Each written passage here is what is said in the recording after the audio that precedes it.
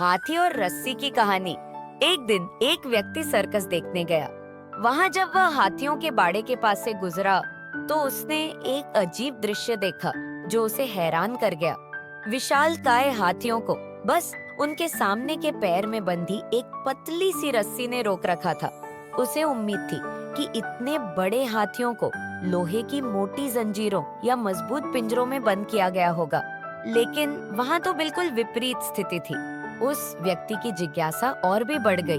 वह पास खड़े महावत से बोला, भाई, बड़ी कद काठी वाले हाथियों को आपने इतनी पतली रस्सी से बांध रखा है, ये तो इसे आराम से तोड़ सकते हैं, फिर ये कोशिश क्यों नहीं करते?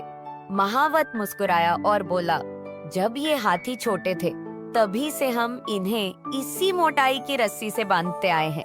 उस वक्त इन्होंने रस्सी तोड़ने की बहुत कोशिश की, मगर वे छोटे और कमजोर थे, इसलिए सफल नहीं हो पाए।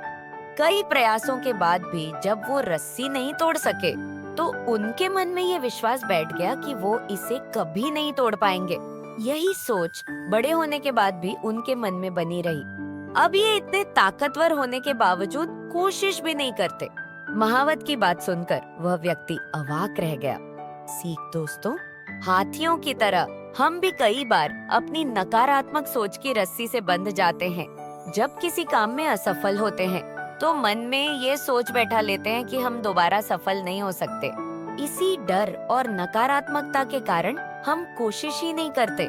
लेकिन सच्चाई यह है कि असफलता अनुभव देती है और प्रयास करने से ही सफलता मिलती है। इसलिए अपनी सोच की रस्सी को तोड़ें, नकारात्मकता को छोड़ें और आत्मविश्वास के साथ प्रयास करते रहें। याद रखिए, प्रयास ही सफलता की कुंजी है।